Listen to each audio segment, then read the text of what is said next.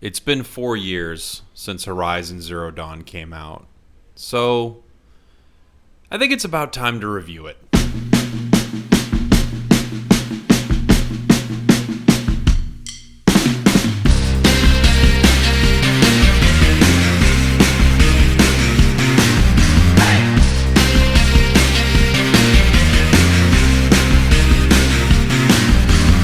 I feel like I should cut in here to make mention that the reason you don't know what this song is because it's a free song that I found. So that's why the song sounds like this. Sure, I had a moment where I thought, Jake, do you even need to have a song here and random clips from the game? Just get in there and start talking about it. And then I thought, no, this is a ridiculous song and these are good clips, so enjoy it.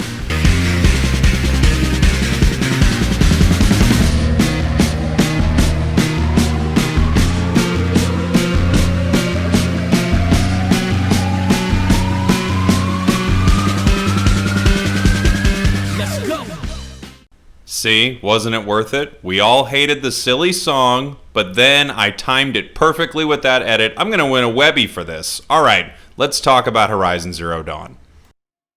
I decided to hop back into this game because the sequel's coming out, and given that there's not a lot to play and not a lot on the horizon, if you will, for these new consoles, I wanted to take some time and really get into Horizon Zero Dawn.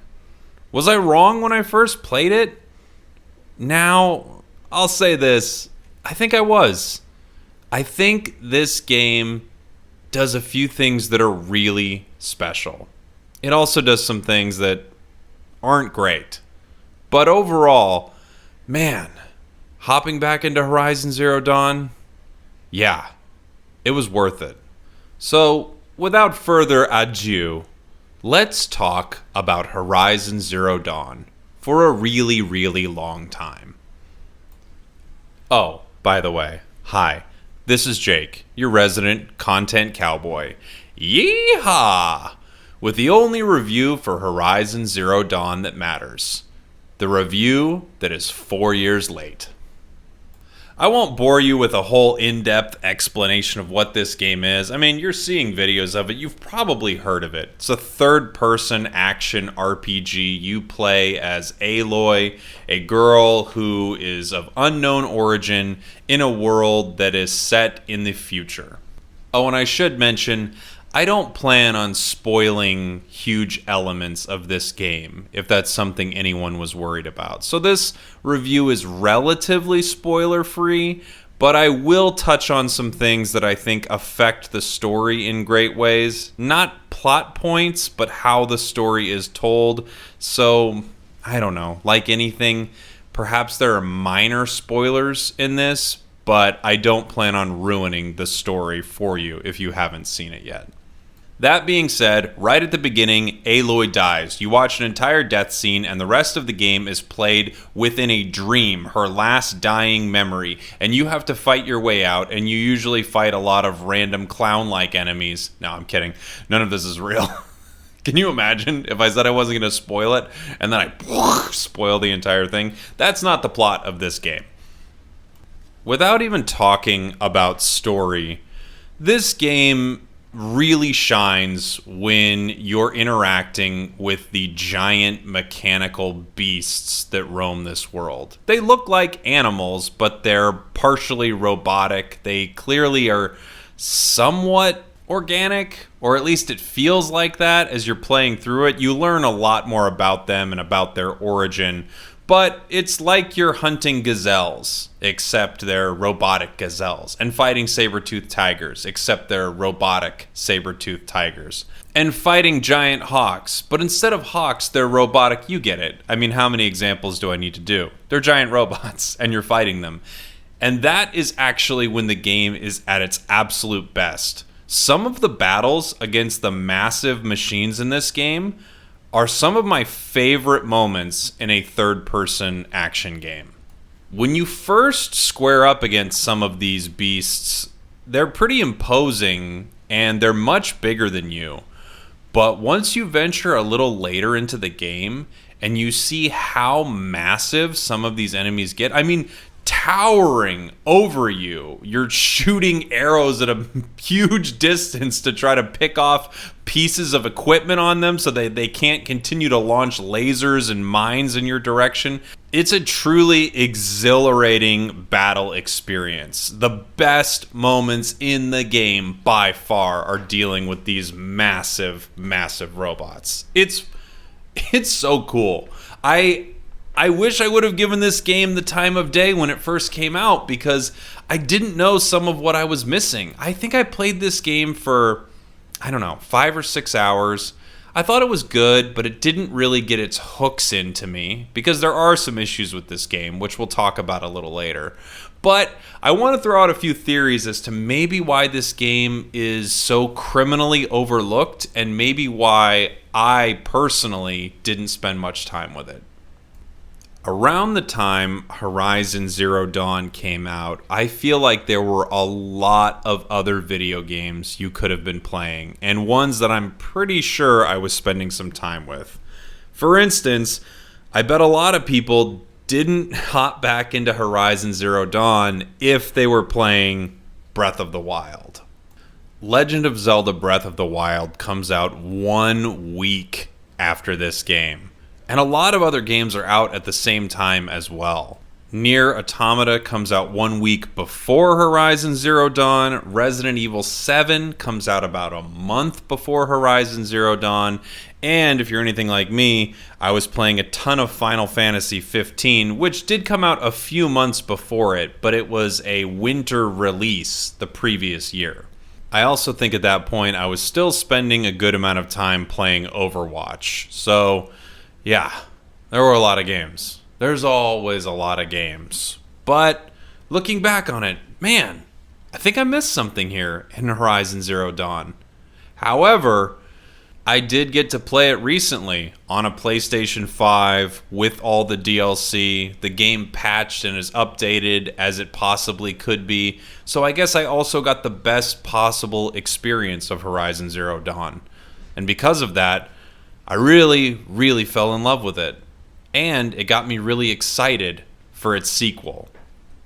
Horizon Forbidden West. You can't go west, it's forbidden. Oh, not so fast. I think they're going to do it. So this game is made by the fine folks over at Guerrilla Games. And when I say fine folks, I just mean attractive. They're also hot.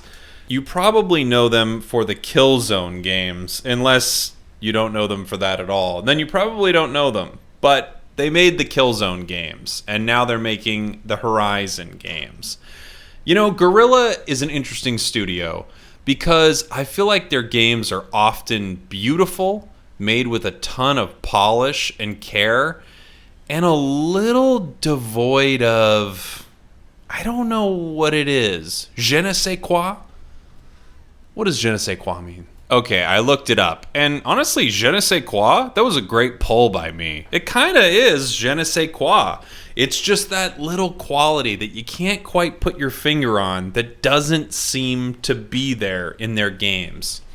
I feel like they're a little emotionally hollow at times, a little empty. There's just something missing. I'm not saying they're making bad video games, by the way. There are some studios I could say are making bad video games, but I just always feel like Guerrilla's games are a little overlooked because there's something that doesn't fully connect.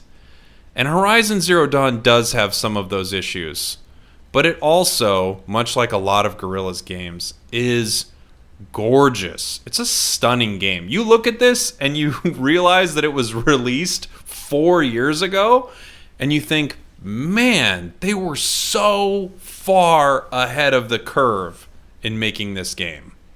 Maybe it's the level of quality and polish. I know that sounds a little bizarre. I'm thinking that possibly their games are so pristine that they feel a little lifeless at times.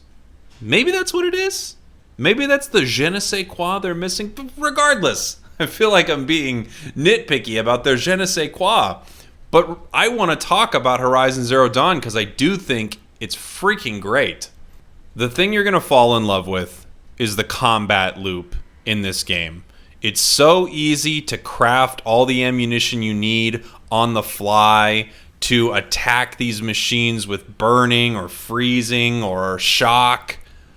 That's right, shock. I didn't say electricity. I'm attacking them with shock.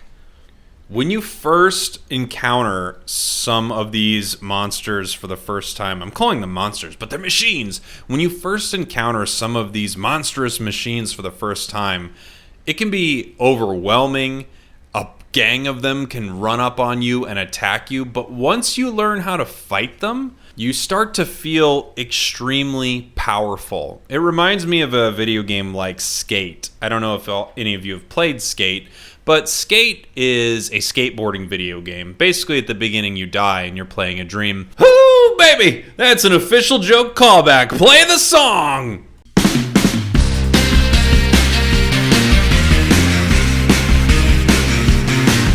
Okay, enough of that. Inside of Skate, you never get better equipment and better stats as a skater. You just become better at the functions of skateboarding. Now, in Horizon Zero Dawn, you do get better equipment, you get better gear, you get all of that, but you also start to understand how to fight these machines and what's important. You can scan each of the enemies inside this game. You have a little, basically Bluetooth headset on your character the whole time. I know what you're thinking. Take it off! You're in the grocery store! Come on, why are you always on your Bluetooth headset, Dad?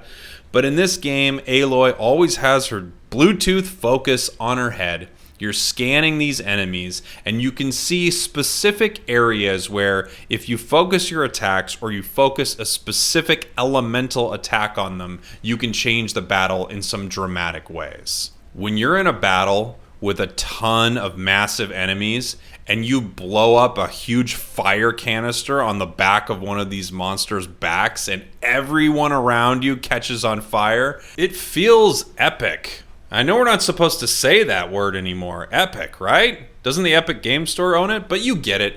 It feels incredible. You're controlling this entire battle all of a sudden, now that everything is lit on fire. These moments feel like what so many games are trying to achieve when you're fighting a massive enemy. And only a select few really nail it. Horizon Zero Dawn really nails it. You know, it kind of reminds me of that series from Capcom from a while back, Lost Planet. It's an older game. I think it was set back 2 generations now on the PS3, Xbox 360 generation. And it was a co-op game where there were these big monsters that you were all fighting together, and it feels like they just couldn't make it work. I wanted the game to work, but it just doesn't work. This game works. It is the best example I've seen of fighting a giant monster and not feeling like it just squashes you under its foot every time, but also not feeling like you're so powerful that it doesn't matter what you do against it. Something that's also really exciting inside the combat, and I'm talking about the combat a lot because I really do think it's the whole reason for playing this game. I'll talk a little bit about the story. I'll talk a little bit about some other elements of this game that are cool or elements that have problems, but the combat is really where this game shines. So another element that I love is the ability to override machines. Basically, you at some point get the ability through your spear to run up to these monsters and briefly turn them into your ally. It can really sway battles in big ways if you can take over some of these big beasts. And as you progress through the game, you're going to get the ability to override more and more and more of these machines until by the end, you're overriding these things that used to be insane for you to fight. You're now allied basically with the biggest beast on the battlefield. As I continued to get further and further into the game and experiment with different forms of combat, especially as I started to play into the Frozen Wilds DLC, I noticed that there are a lot of different ways to take down enemies. For the longest time, I was all about fire. All I wanted to do was light everyone on fire, have this damage over time hitting all these guys. Then as I continued to play later, I got really into freezing these enemies. Once you would freeze some of these enemies, they would still get to perform actions on the battlefield, but so they're not like frozen in place, but they took an insane amount of damage from all your attacks now. So I would be able to freeze them and then blast off different parts of their machine. And the important thing about blasting off some of these components is you can trigger a huge explosion with them, or you can get rid of a weapon that they are using against you. In fact, with some of the bigger enemies, you can blow weapons off of them and use their insanely powerful weapons against them. It's freaking dope. I don't know. I'm geeking out as I'm thinking about this because it's a really, really great combat system. As I think about some of the other reasons maybe this game didn't hook me at the time, besides just having so much to play, I do think the story is not terrible. I'm not saying it's bad, but it feels very passive as you're playing this game. I think back to playing a game like Half-Life or Half-Life 2, and something I always loved about it is I felt like the story was happening while I was continuing to play it. It was unfolding around me, and I was making my way through it. In Horizon Zero Dawn, it feels like you're watching it. And some games, I think, are really big on making you watch the story of the game.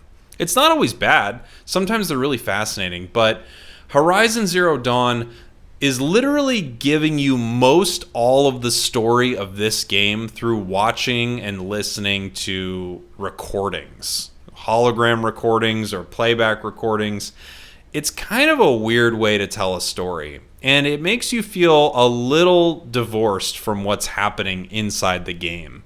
It's like these other people are actually playing the story of this game. And I do think there's really fascinating stuff to uncover. I liked hearing a lot of it, and I thought the story went in some pretty cool directions, especially near the end. I think there's a really powerful moment later in the game that I didn't expect because a lot of the story didn't feel that powerful to me. But in general, it's tough because you're hearing it all or you're seeing it all from these people who are not around to interact with. It just feels kind of empty. I don't know. You're watching a video of what's happening in this game. I really, really hope that with the sequel, you're playing the story more. It feels like you're doing more. Not that you don't do a lot in this. You are the big reason that things happen in this story. You are the one fighting against the big bad threat. It's not like you're not participating in that, but it just feels like so much of the story is somewhere else and you're just watching a recording. A couple things that also might have hurt me when I was originally playing. I think when you're fighting people in this game, you don't only fight these monsters. As they say, the man is the most dangerous game, after all. I think the battles against humans are really weak.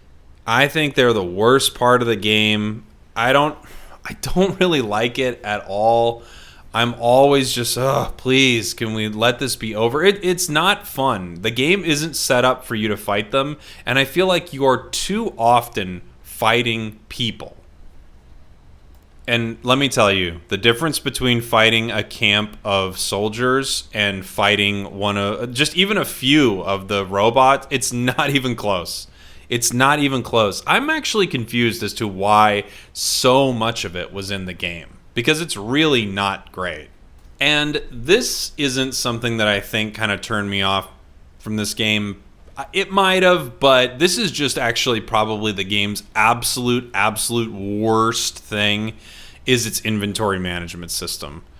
You spend so much freaking time in this game managing your inventory. And even as you go through the game and you unlock crafting components so that you can increase the size of your inventory, it still, fully crafted, won't let you carry all the resources in the game. It makes no sense.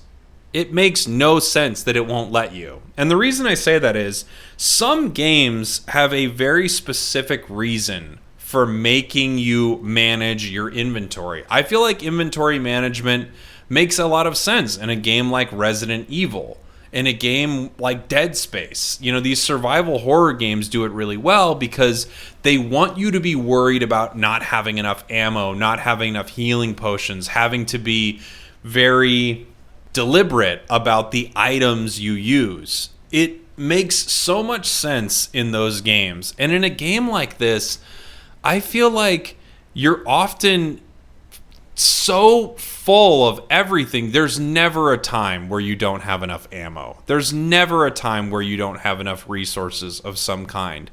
So to put a cap on your inventory space, it doesn't really make that much sense to me. Maybe it has something to do with the game deep down in its systems, deep down in its core, where if the inventory just keeps expanding, it'll start to mess up the save file or something. I don't know. Now I'm just projecting some sort of cyberpunk 2077 reality onto this game. But if that's not the case, I have no idea why they did this with their inventory system. It is not the best part of this game, and it does not lend to the gameplay of this game at all to not have enough resources. It really doesn't. So, I don't know what they were doing with it. And now that it's been 4 years later and they've released DLC, and the inventory management is still bad in this game, I just have to scratch my head and think, I don't know if they know what they are doing with that element. You know what it reminds me of? You remember in RPGs where there used to be save points? You'd get to a save point and you could use, your tent or cabin or whatever, and you could save there. Oftentimes they were before bosses and stuff like that. A lot of newer games have gotten rid of that. They just kind of auto-save. You can save wherever. It's not a big deal. I think we've realized that it wasn't that beneficial to the gameplay. Now, maybe for the hardware, maybe specifically they had to do it like that then. But now, I don't know. I don't see a reason to have that. And very much in that sense, this game has a complicated inventory system that just doesn't lend to the best parts of this game, which is getting out there, hopping on your mechanical beast, jumping into battle with one of these huge enemies. None of that it benefits from you having to spend time going through your inventory, selling a bunch of stuff so it's not full. It's just, guys, this could be a lot easier. Okay, let me see. Let me check my notes and make sure I've got everything here. Okay, complained about inventory system for 5 minutes. Continue to complain about inventory. Bitched and moaned about inventory. Here we are. I really do think after getting the opportunity to jump back into this game, a lot on the PS4 Pro and then eventually here on the PS5, which, those loading times, the PS5, Italian voice. Oh man, it's so good on PS5. I can't wait for Horizon Forbidden West. I'm really, really excited. And there are some things I really want to see out of it. Like, I want a story that you're more involved with. More than anything, I just want to see new giant beasts for me to blow pieces off as I explore this massive map lined with things to do everywhere. I know some people see a map like the map in Horizon Zero Dawn and think, oh, that's overwhelming. There's so many things to do. And my completionist brain is like, I can't wait to go to that, ? I can't wait to go to that. I can't wait to go there. I can't wait to go there. I'm going to find that metal vessel over there. I'm going to find that vantage point over there. It's just, oh, boy. I do love going to a point and finding a thing. As I was saying, this is a review, I guess, of Horizon Zero Dawn, and I don't think I do reviews like a lot of people do reviews. Something I always thought was fun back when I used to talk more about games with my good friend Mike, is we used to argue over whether a game is a 10 or a 1. You know, the whole 10-point scale we always thought was pretty ridiculous. Everything got between a 7 and a 10. So we would argue whether a game was a 10 or a 1. I bet when I first played this game, I would have walked away saying, it's good and all, but I've got to give it a 1 because I'm just not hooked. But now, after getting a chance to hop back in and really giving it some time to show me what was special about it, this game is an absolute 10 on the 10 or 1 scale. That's right. That's an official Content Cowboy 10 out of 10 on a 10 or 1 scale. If you haven't played this game, and especially if you have a PS5 and you're sitting around thinking, do video games ever come out anymore? Does anything exist? It's a great time to hop into this game and play it. Oh, and by the way, I feel like the DLC in this, it's great. It's great DLC. It's exactly what you want. There are more beasts inside this area. Things are tougher. You're getting more badass as you're playing it. It's a really nice chunk of DLC. So, yeah, there we have it. Horizon Zero Dawn. It does have that je ne sais quoi. And its je ne sais quoi are these massive machines that you're fighting. It's the best part of the game. Bar none, hands down, full checkerboard, other expressions that don't make sense here. I really think Horizon Zero Dawn is worth your time. If you got time. Look, if you don't got any time left, if you've got 30 days to live, don't play Horizon Zero Dawn, okay? Jump out of an airplane, go see your estranged kids, do that thing where you stand on the back of a horse and shoot an arrow at a target. But if you've got time, Horizon Zero Dawn is really, really special. Thanks for watching or listening. I hope you enjoyed this video of me just rambling on and on about Horizon Zero Dawn. And I'm sure I'll make another one in 4 years when I get to finally talk about Horizon Forbidden West that comes out later this year. Thanks. I'll see you next time. Mwah. Song callback.